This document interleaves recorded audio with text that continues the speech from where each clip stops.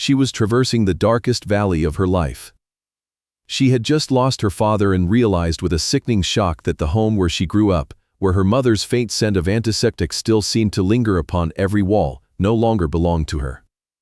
Her father had leveraged it to borrow money from men whose names alone were enough to silence an entire neighborhood. They had given her exactly 1 week, and now, she found herself standing on a Chicago street at midnight, her emerald eyes reflecting the hazy streetlights and a flicker of weary hope.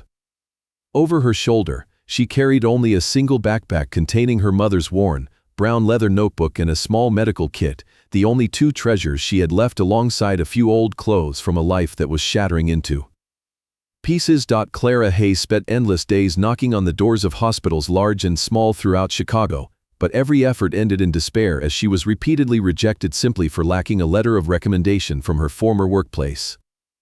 This peak of exhaustion pushed the 26-year-old nurse to her breaking point, forcing her to sleep on a cramped floor in the small apartment of her close friend, Chloe.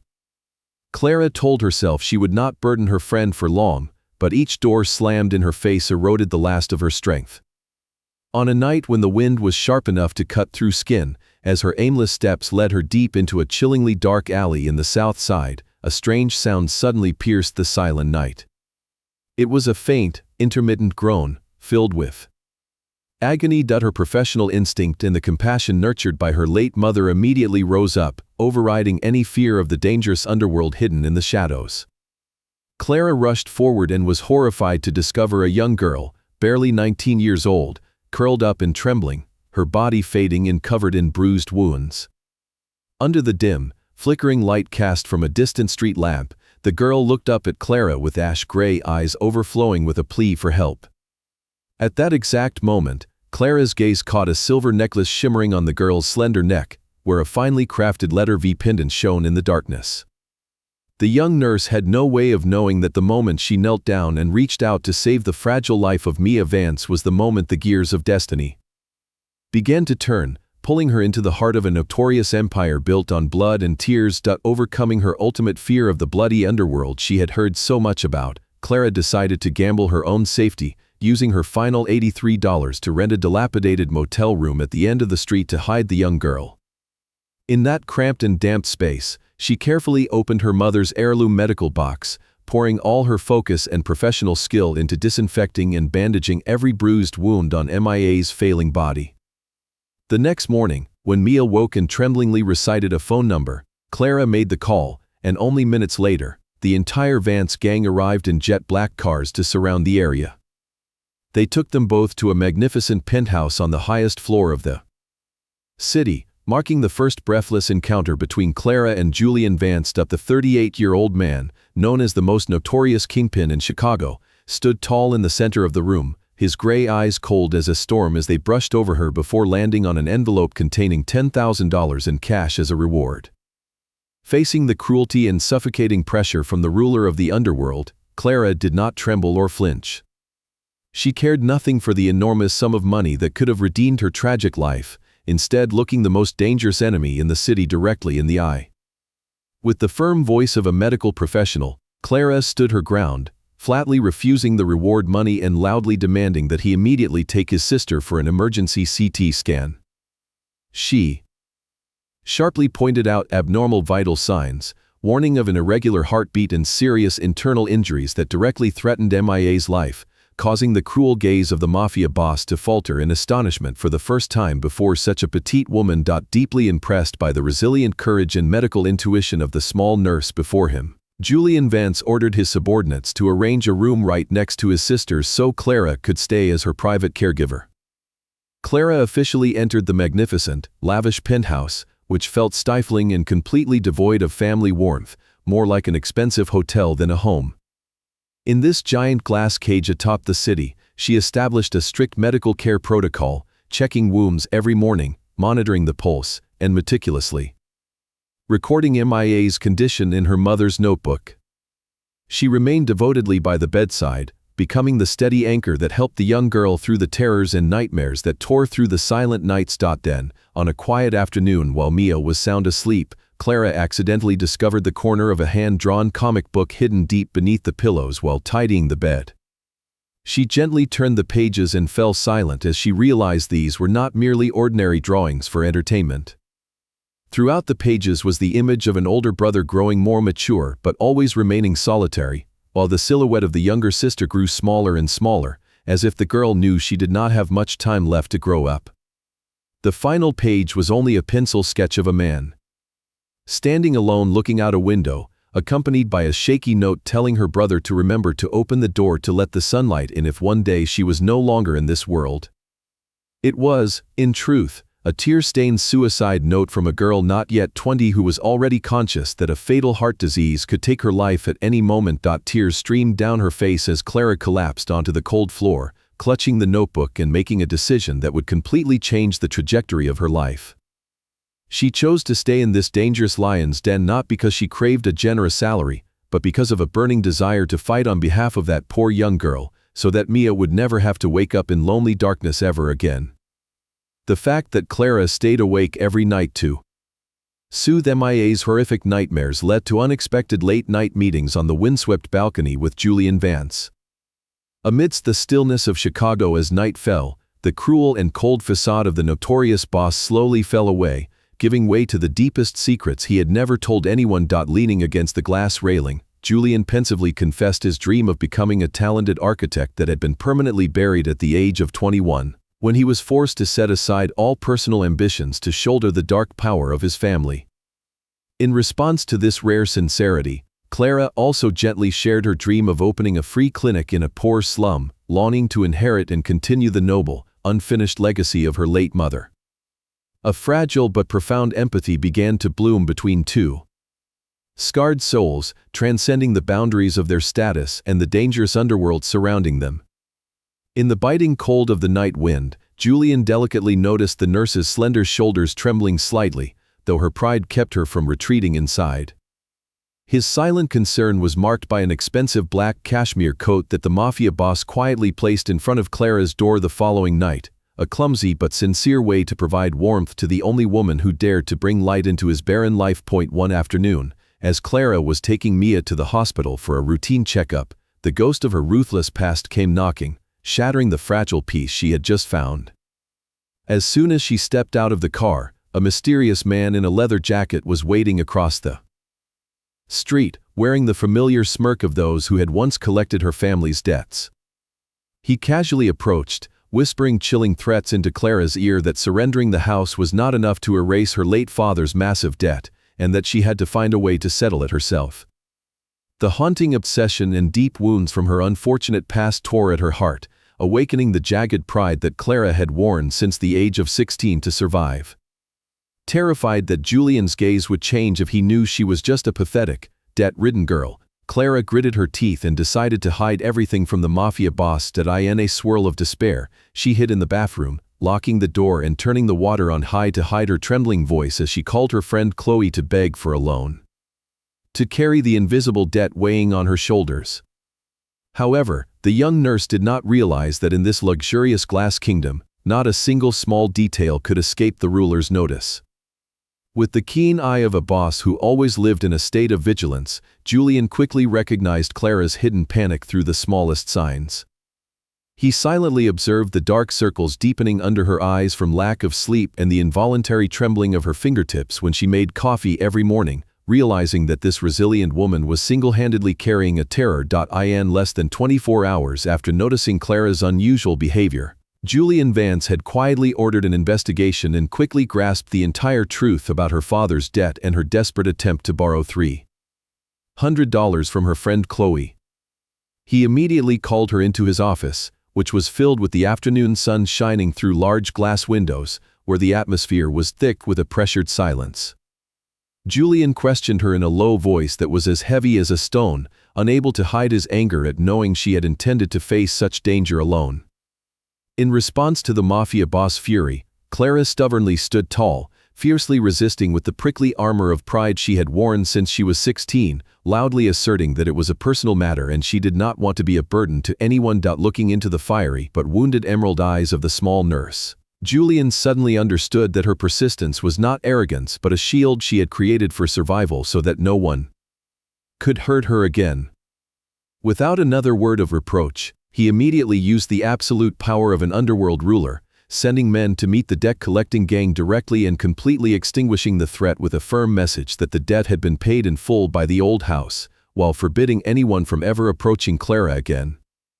That night, as darkness enveloped the city of Chicago, Clara stepped out onto the windswept balcony, wearing the warm black cashmere coat, and tremblingly confessed the fear from the bottom of her heart that one day he would only see her as a pathetic, debt-ridden girl in need of saving. Contrary to those fractured anxieties, Julian stepped up beside her, his gaze steady toward the horizon as he gently spoke, affirming that when he looked at her, he saw the only person in the entire penthouse who never needed him to reach out and save her. That sincere and profound confession was like a warm flame melting to cold ice, causing the strongest wall of defense in Clara's heart to completely collapse.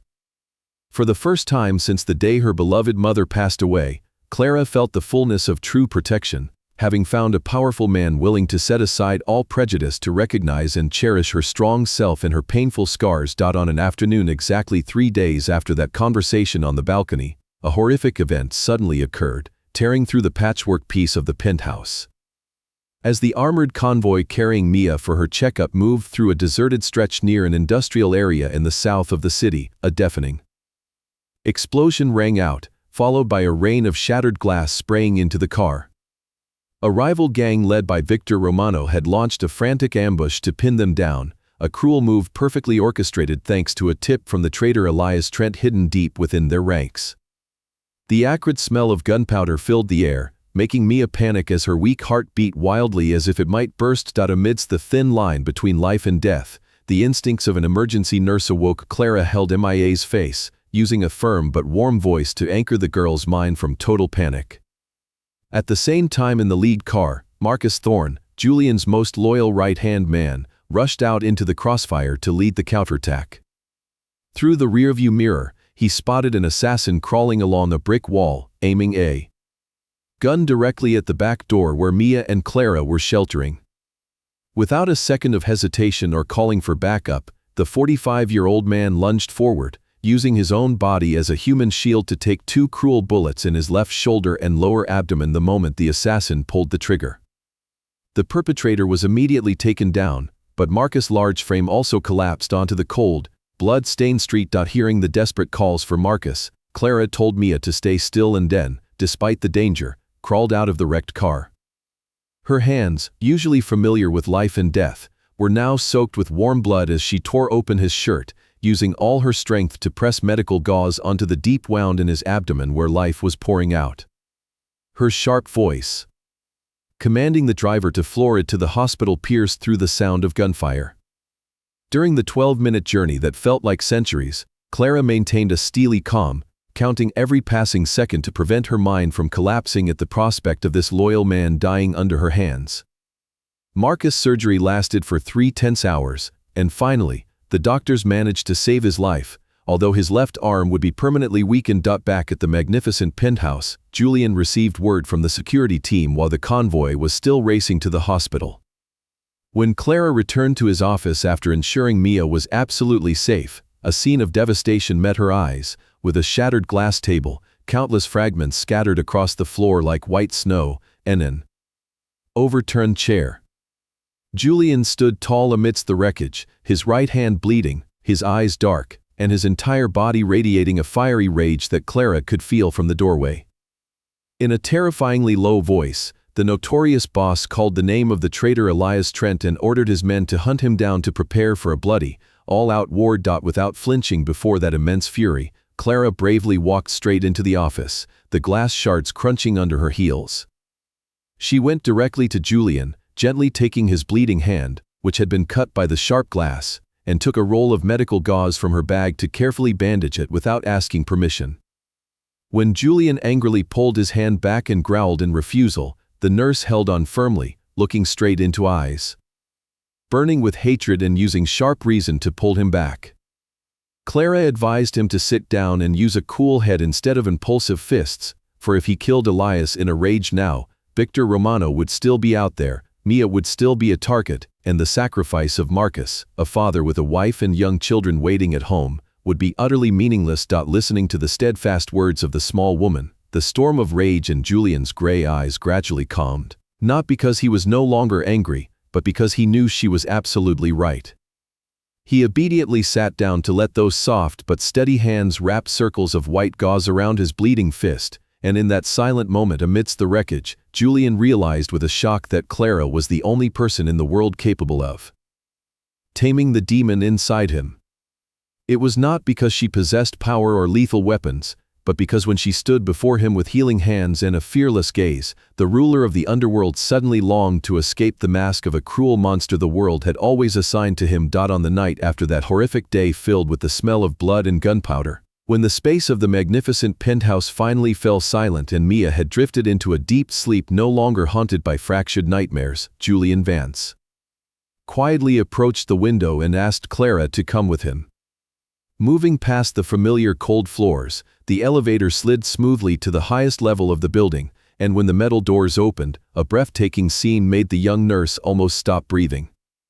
The place was completely separate from the cold concrete and steel of Chicago. After the night of terror, Julian took Clara to a secret rooftop garden filled with lavender and golden lights, a peaceful corner he had painstakingly built for his sister.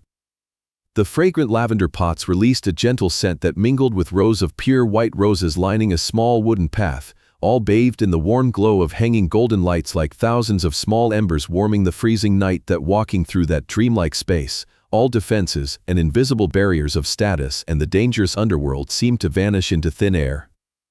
Standing under the windswept night sky, here, every boundary was broken. The stormy gray eyes of the man known as a notorious kingpin had now completely shed their icy shell, leaving only a raw sincerity that was heartbreakingly honest as he slowly began to speak. Julian confessed that Clara had brought meaning to his barren life. He admitted that before she appeared with her worn backpack and fearless hands, his world was only a repetitive cycle of control, threats, and the duty of protecting the clan until his last breath. But it was she who had given Mia a radiant smile that all his power and money were helpless to buy, gave Marcus a reason to fight for his life on a hospital bed, and gave him a fierce desire to wake up to the dawn instead of sinking into the darkness. Hearing those deeply felt words, Clara's heart fluttered with intense emotion, casting off the last of her insecurities about her poor and precarious status. As the distance between them narrowed until she could clearly feel the steady beat of his heart, Julian gently lifted her face, cherishing her like a priceless treasure. Right there, suspended against the vast, windswept Chicago sky, their first kiss, intense and sincere, marked the complete union of two souls. The kiss began with a gentle inquiry and grew deep and passionate, washing away all fears and past hurts, proving that Clara Hayes had completely given her heart not to a cruel mafia boss, but to a man who once dreamed of building houses filled with warm sunlight. That the sweet taste of that first kiss on the rooftop garden had not even faded before storms of public gossip came rushing in to besiege their fragile peace. News of the romantic relationship between Chicago's notorious boss and an anonymous nurse could not stay hidden behind the glass walls of the penthouse for long, spreading like a fire thrown into dry grass. As soon as she stepped out of her safe space, Clara immediately had to endure countless cruel rumors and contemptuous glares from the shadow elite. In every hallway and dim waiting room, people incessantly whispered bitter sarcasms, cruelly labeling her as the daughter of a lowly debtor, using every base tactic to dig for gold and drain the Vance family leader's wealth. Those malicious public arrows did not stop at attacking Clara's honor but created a wave of widespread doubt, causing several legitimate business partners whom Julian was painstakingly negotiating with to become hesitant, intending to stop cooperating out of fear that the chairman was letting soft emotions cloud his sharp reason. Although Julian always used a steady back to shield her and refused to acknowledge the gossip, the deep self-respect of a woman who had to rise on her own from the mud like Clara was still deeply wounded. Her heart ached when she realized that her presence and the shadow of her dark, debt-ridden past seemed to be becoming a stumbling block for the man she loved on his arduous path to clean up his empire. During restless, sleepless nights, insecurity rose up to tear at her heart, leaving Clara with a wrenching sorrow and the fleeting thought of stepping back, of silently leaving this glamorous but cruel world so as not to hinder his great career. Yet at the very moment the thought of giving up crossed her mind, the image of Julian standing under the starlit night sky on the rooftop garden and the cherished kiss he gave her flared up, awakening the boundless resilience that was in the blood of a girl who had to struggle on her own since she was 16. Erasing all insecurity, Clara decided not to retreat before the world's tongues to protect the only man who understood her scars. She pushed open the door and walked alone into a tense meeting of 20 powerful bosses and major partners taking place in the glass room on the top floor of the tower. Wearing a simple sweater and worn jeans, she was completely out of place among the expensive suits. Yet she radiated a steadfast aura that could not be subdued. The entire room fell into a terrifying silence, and before dozens of scrutinizing eyes aimed directly at her, the young nurse did not tremble or bow her head. She took steady steps to the end of the long table opposite Julian, took a deep breath, and boldly declared her love with the firm voice of a woman who had reborn herself from the ashes.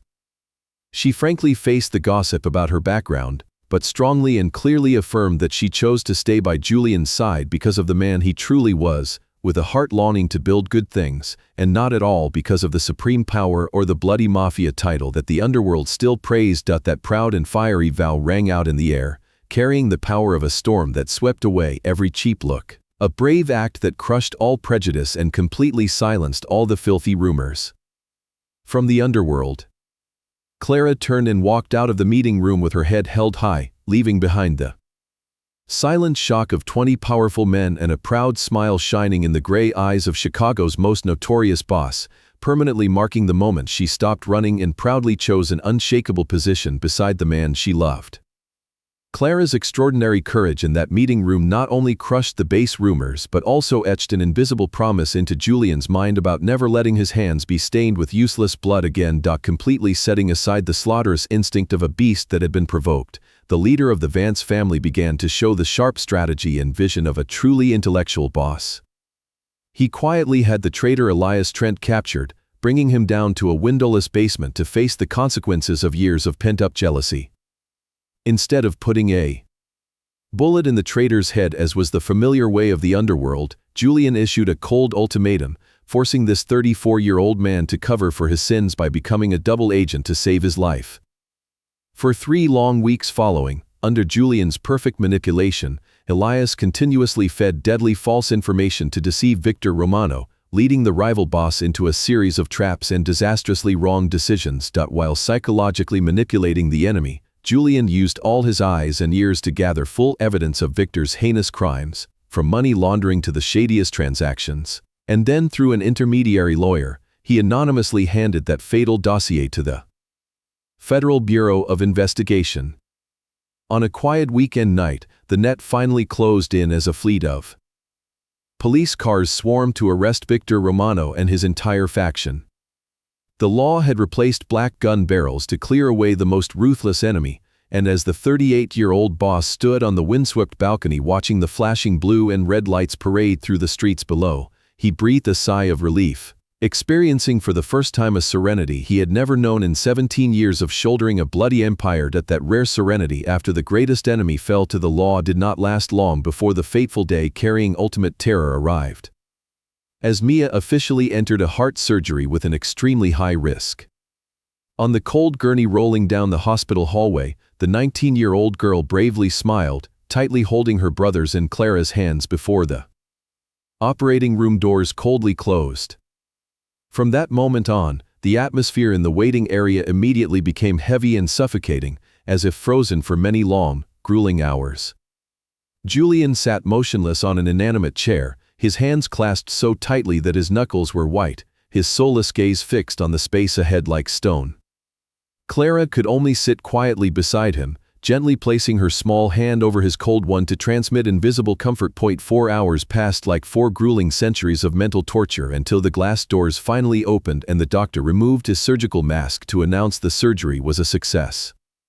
At the moment that miracle was spoken, the entire iron armor surrounding Julian's soul suddenly shattered.